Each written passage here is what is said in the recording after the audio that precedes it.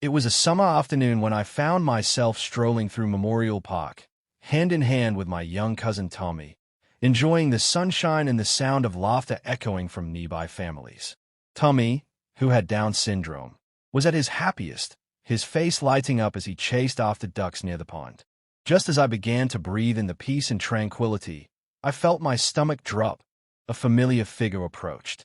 Mark, my former boss, sauntered toward us with an all-too-familiar smirk etched across his face.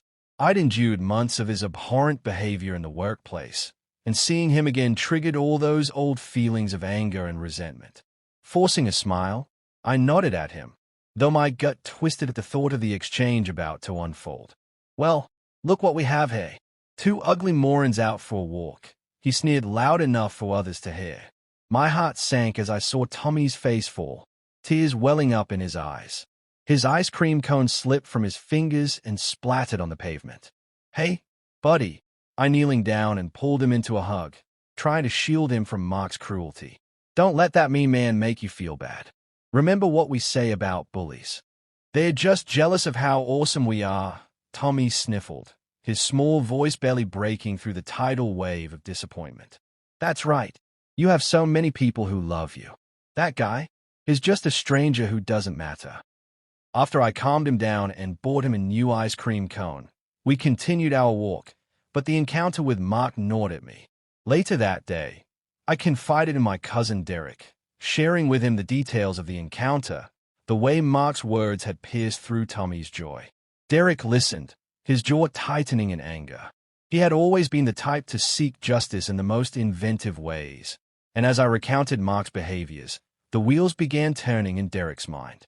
"I want payback, but you have to promise not to step in," he insisted. "He's your boss."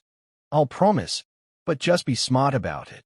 I felt a strange sense of anticipation when I saw the mischievous glint in his eyes, knowing he might hatch a plan that would ultimately backfire in ways I hadn't yet imagined. Armed with this new information about Mark's habits, his love of craft beers at the Rusty Nail, and his wife's obsession with a certain baby Gru doll, Derek set the plan in motion. I couldn't help but smile, imagining the scenario. Derek approached Mark in the park a few days later, acting as though they shared a secret intimacy that made Mark's face twist in confusion. "Hey there, baby. I missed you so much. Last Friday was incredible," he called out, wrapping an arm around Mark's shoulders. "What the hell do you think you're doing?" Mark roared, shoving Derek off him, his face a mixture of disbelief and anger. Derek grinned broadly. "Oh, come on, sweetie. Don't act like you've forgotten. After all those IPAs, you were shouting my name all night. Remember?" Everything felt surreal as I watched the chaos unfold from a distance, adrenaline pumping through my veins. Mark's family turned to stare as confusion morphed into rage. That was a moment of power I'd yearned for, an opportunity to see Mark squirm. "Liar!" Mark shouted, his face flushed with anger. But Derek was relentless, weaving in further details that landed like daggers, sending Mark into a frenzy. "We made love right next to that cute little baby Gru doll on your bed." As the laughter and scorn echoed from onlookers in the park, Mark's humiliation was palpable. He failed to recognize Derek, but the damage was reflected in his wife's shocked expression. Derek winked at me as he walked away, satisfied that the seed of chaos had been planted. The fallout was glorious, much to my delight. Mark's marriage unraveled just as Derek had hoped, and he ranted incessantly at work about how unfairly his life was crumbling. While I feigned sympathy, inside I felt vindicated. Tommy's tears echoed in my mind, reminding me that sometimes bullies like Mark needed a taste of their own medicine. But this was just the beginning. The storm clouds were brewing, and we were about to watch those who thrived on the suffering of others fall one by one. As the waves of change began to ripple through our lives, I held on tightly to the hope of real justice, because what goes around always comes around. As the dust settled from Derek's explosive confrontation with Mark, a wave of exhilaration washed over me. The thrill of seeing Mark's bravado crumble was intoxicating, but a deeper sense of justice stirred within. I couldn't shake the feeling that the tides were turning, not just for Mark, but for everyone who had suffered beneath his oppressive demeanor. The days following the park incident were filled with whispers and rumors that spread like wildfire through our office. Mark, once the towering figure of authority, was now the subject of snickers and side-eyes. It seemed that the shame of his public humiliation had seeped into the very fabric of his being. Students weren't the only ones susceptible to the power of gossip. Adults could wield it just as effectively, and the air was thick with anticipation. Some coworkers approached me, cautiously discussing what Derek had done. "I heard that guy Mark is losing it," one whispered, leaning over her cubicle, her eyes wide with intrigue. "Did you see him at the water cooler yesterday? He looked like he was ready to explode." I smiled, concealing my satisfaction. Until Derek's plot had unfolded, I'd harbored a sense of hopelessness about my situation at work. But now, it felt like a weight had been lifted from our shoulders, a light illuminating the darkness that Mark had cast over our workplace. A week later, I was having lunch at a nearby cafe with Derek, revisiting the glory of that fateful day. We laughed over loaded sandwiches, marveling at how one little act could shift the power dynamics so dramatically. "Those poor fools who thought they could push us around," I said, raising my iced tea in a playful toast. "To more payback." But Derek's expression shifted, a flicker of concern entering his eyes. "You realize this won't be over, right? Mark is going to retaliate. He's not the type to just take it lying down." His words settled heavily in the pit of my stomach. While I relished in Mark's misfortune, I knew he was cunning and ruthless. The fear of retribution loomed large, dark clouds gathering on the horizon. "What if he tries to make our lives hell?" I asked, biting my lip. "Then we fight," Derek replied resolutely, leaning back in his chair. "This isn't over until he learns his lesson." That night, my mind raced as I replayed the events in my head. I knew Mark well enough. Anger had a way of morphing into deeper contempt and calculated revenge. Just as I felt hope blooming, it was quickly veiled by the doubt creeping in at the edges. Days turned into weeks, and Mark's life continued to spiral. His wife filed for divorce, sending him reeling. It didn't take long for the office grapevine to buzz with whispers of his increasingly erratic behavior and frequent outbursts. He no longer strolled through the office with his usual bravado. Rather, he now lurked around like a shadow, desperate to reclaim some semblance of power. Then, the inevitable happened. One morning, as I arrived at work, I noticed that Mark had vanished. The office seemed unusually quiet. My heart raced. Had he been fired? Did he finally hit rock bottom? But as I settled into my routine, a sense of apprehension accompanied those thoughts. Marx hadn't just vanished. He had gone underground, plotting his next move. It was only the calm before the storm. The following day, I received an email from HR, announcing an emergency meeting. The subject line read, "Urgent company matter, attendance required." Instantly, I understood the implications. Mark was back, and in a bid to regain control, he wasn't going to play fair. Seated in the conference room, I exchanged nervous glances with my coworkers. A palpable tension hung in the air as the HR manager approached the podium, her face devoid of expression. "Thank you for gathering on such short notice," she stated, the edge of worry evident in her voice. "I know there have been rumors regarding a few employees, and I'm here to clarify the situation." Just as she began to delve into specifics, the door swung open, and Mark strode in, eyes flashing with defiance. A murmur rippled through the crowd, but he had arrived. He had a point to prove. "It's time for everyone to know the truth," he proclaimed. His voice boomed throughout the room, and I felt the blood rush to my face as I braced for impact. "These so-called rumors," he continued, gesturing wildly, "are nothing but lies intended to tarnish my reputation and undermine my authority." It was clear that Mark was determined to paint himself as the victim, a tactic he had relied on 100 times before. My heart raced as I exchanged glances with Derek, and I silently urged him to keep his cool. "I have proof," Mark said, pulling out a series of documents from his briefcase. "I'll expose the deceitful actions designed to ruin my career, and I won't stop until those responsible are held accountable." Faces turned toward Derek and me. It was a direct challenge, the culmination of Mark's vendetta. Unbeknownst to him, We had already anticipated retaliation. We had prepared for a counterattack of our own. Now, the pieces fell into place. "Wait," I said, interrupting his barrage of accusations. "You can't just paint everyone as the enemy because you got a taste of your own medicine." The room went silent, all eyes now on me, and I felt a surge of adrenaline. "You think this is about you?" I continued, my voice steady and resolute. "It's about every employee you've bullied and belittled. It's about the countless people who shouldered your cruelty and had nowhere to turn. We're done being afraid of you." Mark's smug grin faltered, and for the first time, uncertainty flickered in his eyes. I knew the fight was far from over. The stakes had just elevated, and clarity washed over me. Game on, I thought, locking eyes with Derek as a new determination sparked. The hunter had become the hunted, and we would play our hand strategically. In unraveling the truth behind Mark's manipulations, we would craft a whirlwind that he would never see coming. And together, we were just getting started. Game on. The challenge I had thrown at Mark sent ripples of tension through the room.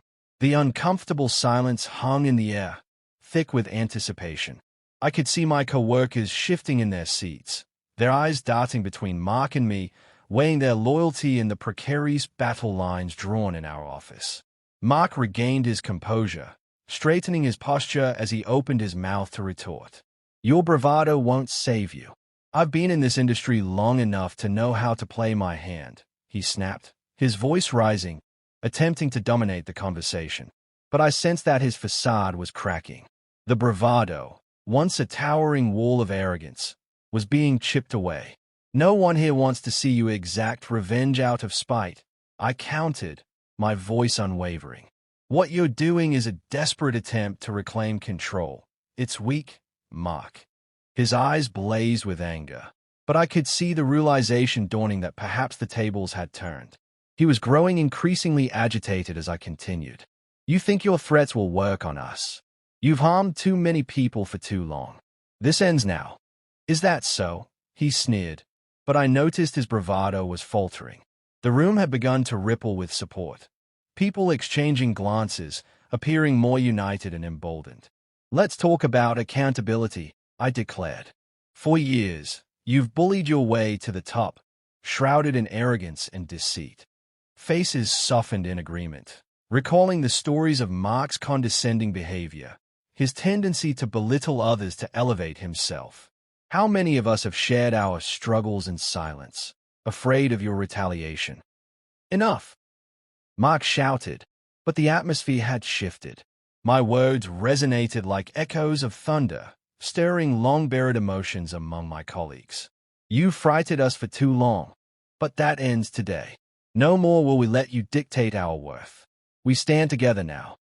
With that, the tide turned sharply. Several co-workers began to speak up, their voices rising in solidarity.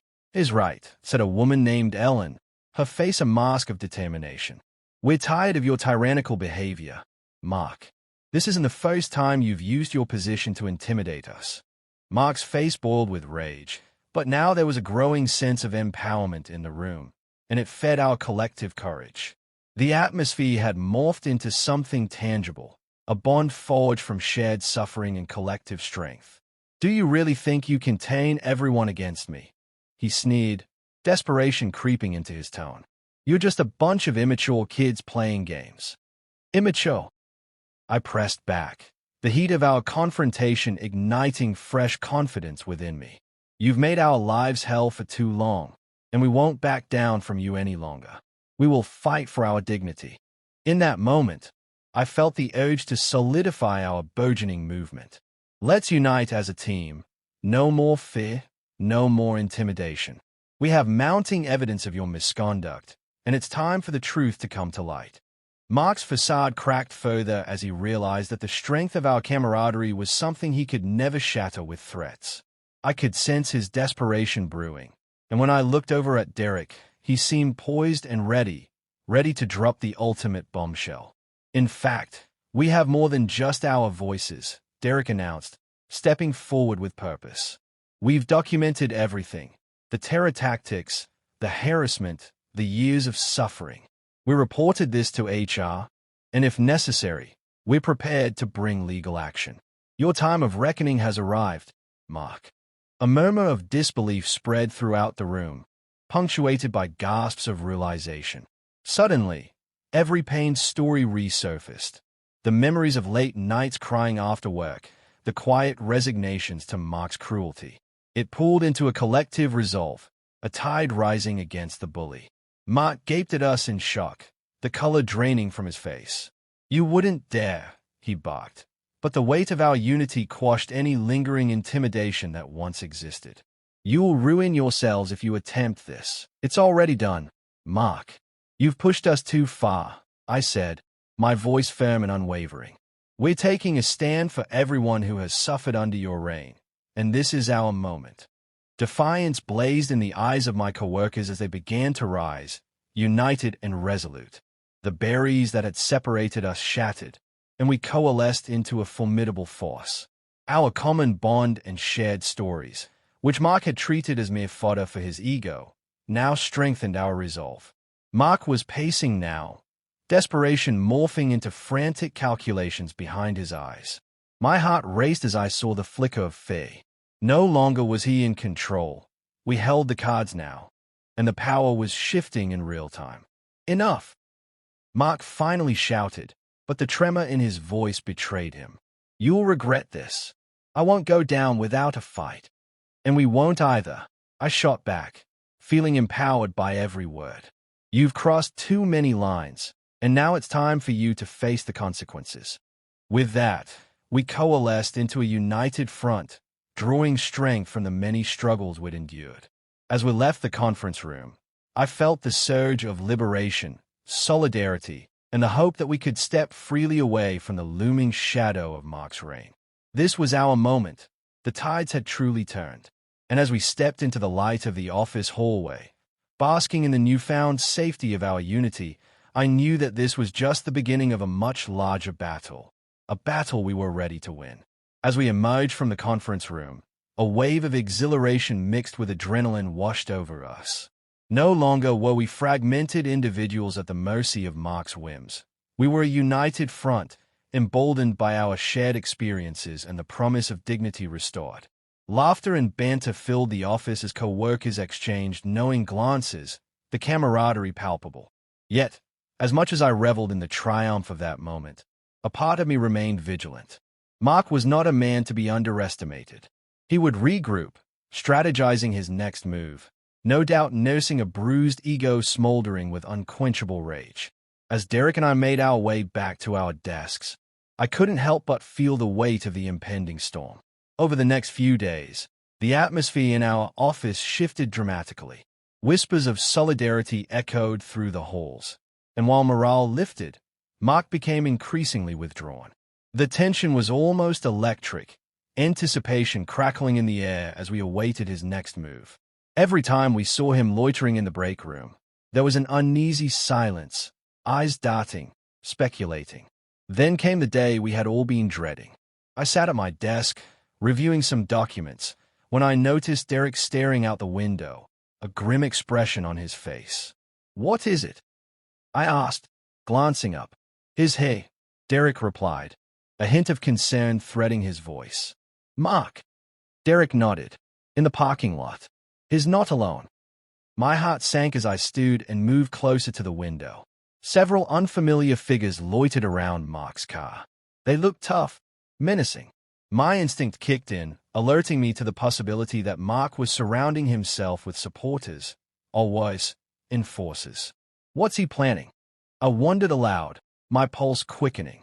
"Whatever it is, it can't be good," Derek replied, his brow furrowed with concern.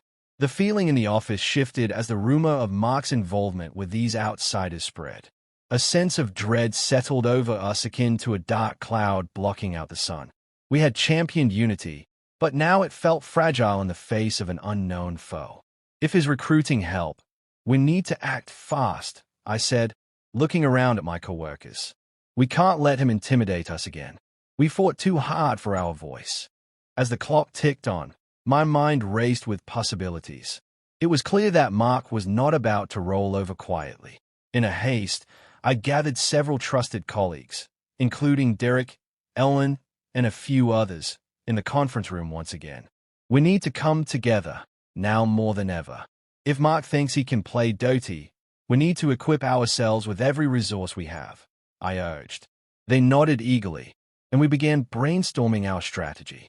We discussed the documentation we possessed, the evidence of Mark's misconduct, and the testimonials we had gathered. It's not just about us anymore. It's about making sure this doesn't happen to anyone else, I declared, igniting a fire in the room. We have to be prepared for his attempts to undermine our credibility. Just as we dove deeper into our plans, the door swung open abruptly, revealing Mark standing there, flanked by the formidable-looking figures from the parking lot. An icy silence descended upon the room as his piercing gaze swept across us, a mix of fury and intent glinting in his eyes. I see you're still engaging in your little rebellion, he sneered, crossing the threshold without an invitation. But let me make one thing clear. You're out of your league. The tension was palpable, but I stood my ground. This ends here, Mark.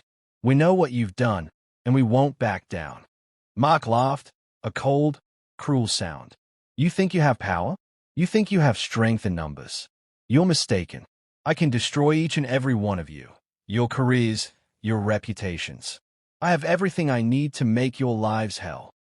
The walls closed in around us, but before Mark could continue, Derek interjected, his voice unwavering. You may try, but you will fail.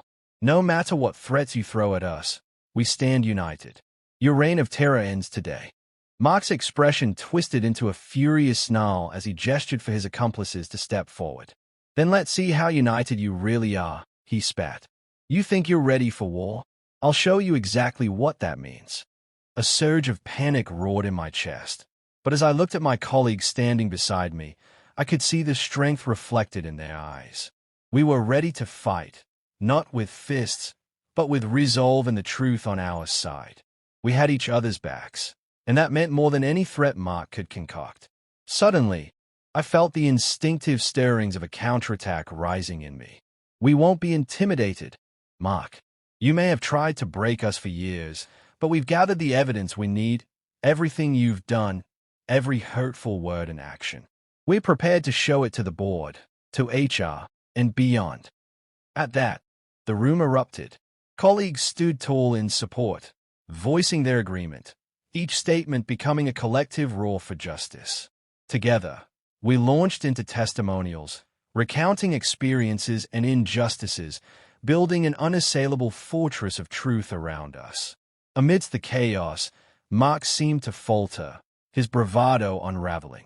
You think this will work? He hissed, desperate to regain control. You will regret this. But it was too late.